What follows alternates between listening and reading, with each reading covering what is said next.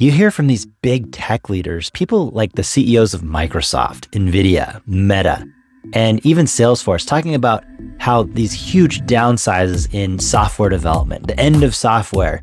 And some of these perspectives might be slightly exaggerated, but I do see some truth to it. And I'd like to talk about the tech stack that I envision as we transform our organizations with emerging AGI technologies. Artificial general intelligence. This is where AI has the capability to do most things that a human can do. And we see artificial general intelligence, or AGI, emerging in certain job categories like business development. So let's look at a simple comparison of the traditional tech stack with the AGI tech stack.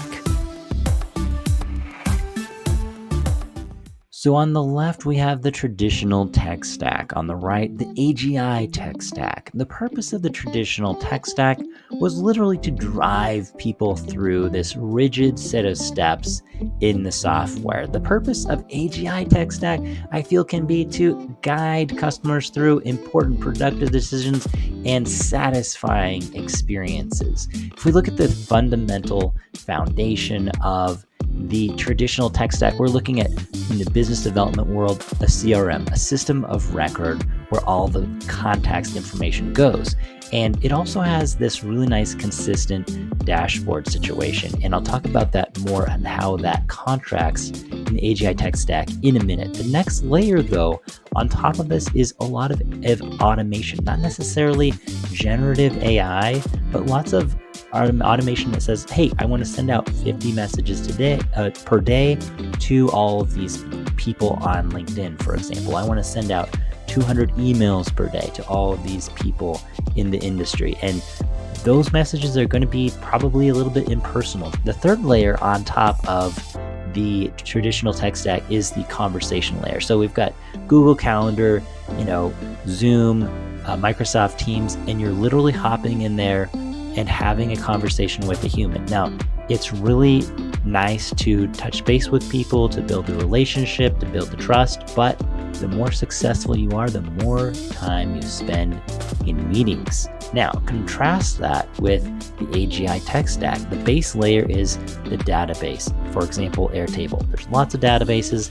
I've found, as a non-technical person, I can build an API right into Airtable and it works. So going forward, I think we're going to see a lot more lay people, non-technical humans that are able to build a quick database and connect things to it.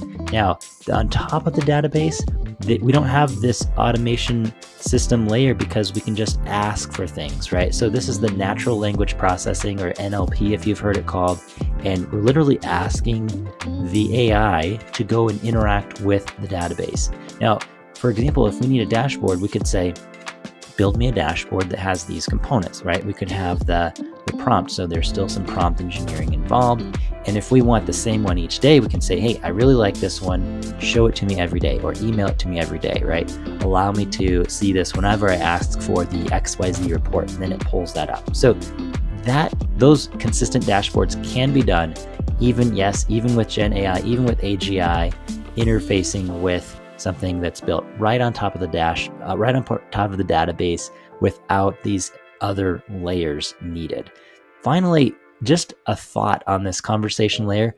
As we convert to using AI for these conversations, we save a lot of time, right? So the better you know your customers and the more and the value that you provide, the more conversations can be automated. And so think of this as giving it context. The more context it has, the better it can do. And with the quality of the voices that you can deploy now, and the ability to so quickly build RAG databases with vectorized information in there, you can just pull all of the information about your client into that conversation so that the AI can reference their needs, their experiences, their background, all the things that they care about, and respond to their questions with all of that in mind, if you will. Now, the last piece of the AGI tech stack is creating time freedom. It's something that just doesn't exist in the traditional tech stack because of the way that it's structured.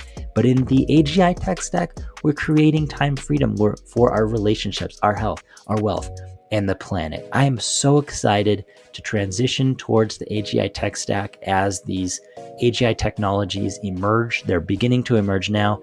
From a customer standpoint, if we build with all the configuration and the integration, these systems in VoiceFlow and reply.io and so on, and we connect them to our databases, we are providing an experience for the end user that may seem sort of like an AGI in the way that it can do most things that a human could do. AI is currently able to find leads, schedule meetings, show up in those meetings, and execute transactions. And all of this is happening through conversations.